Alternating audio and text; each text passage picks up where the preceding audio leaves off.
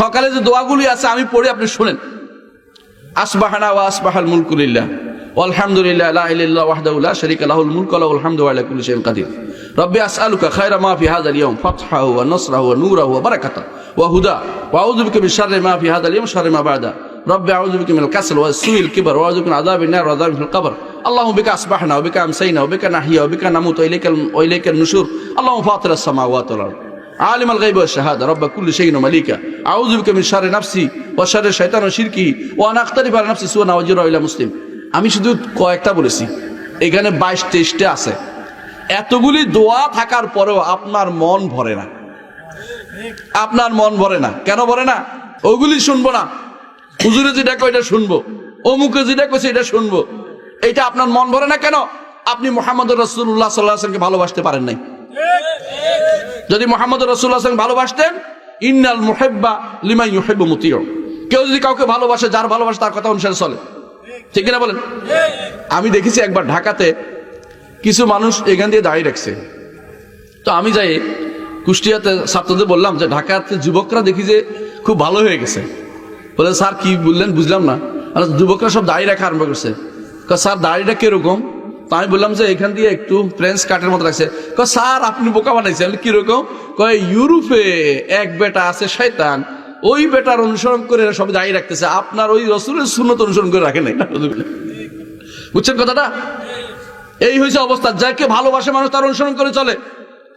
দাড়ি মুহাম্মদুর রাসূলুল্লাহ সাল্লাল্লাহু আলাইহি ওয়াসাল্লাম রাখতে বলছে না, তার অনুসরণ করে মানুষগুলো দাঁড়িয়ে রাখছে। দেখেন এ কেন রাখছে? কারণ রাসূলুল্লাহ সাল্লাল্লাহু আলাইহি ওয়াসাল্লাম রাখতে বলেছে, তাই না? তার ভালোবাসা অনুসারে, তার ভালোবাসা অনুসারে। তাহলে ভালোবাসলে তার অনুসরণ করতে হয়, ভালোবাসা তার বিপরীত চলা যায় না। আপনি আমাকে ভালোবাসার দাবি করলেন যে আমি আপনাকে ভালোবাসি, কিন্তু আমাকে দেখলে আপনি কি করলেন? লাঠি নিয়ে আসেন, দৌড়াইতে আসলেন। আপনার কথা, আমার কথা শুনলেন না, উল্টাটা করলেন। আমি বললাম আপনাকে আমাকে পানি দেন, আপনি দিবেন আগুন, হলো? আপনি তাহলে কিসে ভালোবাসা করলেন আপনি আমার সাথে? আমি যা বলি তা শুনলেই তো আমার ভালোবাসা বুঝা গেল। সাহাবায়ে কেরাম রাসূলুল্লাহ সাল্লাল্লাহু আলাইহি ওয়াসাল্লামকে কেমন ভালোবাসতেন শুনবেন? সাহাবায়ে কেরাম রাসূলুল্লাহ সাল্লাল্লাহু আলাইহি ওয়াসাল্লামকে এমন ভালোবাসতেন যে রাসূলুল্লাহ সাল্লাল্লাহু আলাইহি ওয়াসাল্লামের কারণে তারা দুনিয়ার সবকিছু পরিত্যাগ করতে রাজি হয়ে যেতেন। হুনাইনের যুদ্ধের ঘটনাটা বলি, শুধু একটা ঘটনা বলবো। হুনাইনের যুদ্ধে অনেক ছাগল, অনেক গরু, অনেক উট পাওয়া গেছে যুদ্ধের মধ্যে, যুদ্ধের গনিমত হিসাবে। রাসূলুল্লাহ সাল্লাল্লাহু আলাইহি ওয়াসাল্লাম, মক্কাবাসীরা তখন নও মুসলিম ছিল, মক্কা বিজয়ের পরের ঘটনা। যে আসে তাকে 100 উট, তুমি 100 নাও, তুমি 200 নাও, এইভাবে দিয়ে দিচ্ছে। আনসারদেরকে কিছু দিচ্ছে না। যে আনসাররা তাকে 10টা বছর আগলে রাখলো, আনসারদের কিছু দিচ্ছেন না। রাসূলুল্লাহ সাল্লাল্লাহু আলাইহি ওয়াসাল্লাম দেখলেন যে আনসাররা চুপটি মেরে বসে আছে। দুই একজন বলেও ফেলছে, এখন বুঝি আপনার দেশের মহব্বত শুরু হয়ে গেল। নাউযুবিল্লাহ। বুঝছেন তো? মানে মক্কাবাসী, আপনি মক্কাবাসীদের লোকদেরকে দিয়ে দিচ্ছেন, যারা বুঝে সারে না, কথা মুখ থেকে বেরিয়ে গেছে, তারা তাড়াতাড়ি বলে ফেলছে। অন্যরা তাড়াতাড়ি করে চুপ মেরে গেছে, না না এটা বলা যাবে না, চুপ করো, বন্ধ করে দিছে। রাসূলুল্লাহ সাল্লাল্লাহু আলাইহি ওয়াসাল্লাম অবস্থা বুঝতে পারছেন, বলছে আনসাররা আসো। মুহাজিরা দূরে থাকে, শুধু আনসাররা আসবে। আনসাররা আসার পর রাসূলুল্লাহ সাল্লাল্লাহু আলাইহি ওয়াসাল্লাম বললেন, আনসাররা তোমরা বলতে পারো যে আপনার যখন কেউ কোনো জায়গা দিচ্ছিল না, আমরা আপনাকে জায়গা দিয়েছিলাম।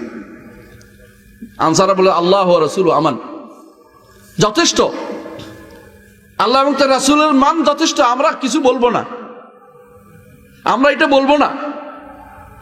বলে যে আমিও বলতে পারি, তোমরা হেদায়েত প্রাপ্ত ছিল না, আমি আল্লাহ তাআলা আমার দ্বারা তোমাদের হেদায়েত দিয়েছে, সত্য কিনা বলো? বলছে আল্লাহ ওয়া রাসূলু আমান, আল্লাহ এবং রাসূল যা বলছে সে যথেষ্ট, আমরা কিছু বলবো না। তারপর তিনি বললেন যে আনসাররা যেই রাস্তায় চলে আমি সেই রাস্তায় চলবো, আনসাররা যেটা পছন্দ করে আমি সেটা করব। আমি আনসার ছাড়া কারো দেশে যাবো না, আনসারদের দেশে আমি থাকবো।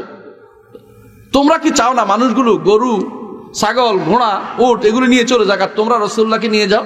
আল্লাহ। সাহাবায়ে কেরাম আনসাররা কেঁদে দিলে, বলে যে অসম্ভব, আমরা কিছুই চাই না, আমরা শুধু মুহাম্মদুর রাসূলুল্লাহ সাল্লাল্লাহু আলাইহি ওয়াসাল্লামকে চাই।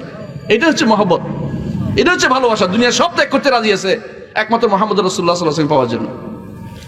এক সাহাবী উহুদের যুদ্ধে তার স্বামীকে হারিয়েছে, ভাইকে হারিয়েছে, তার সন্তানকে হারিয়েছে।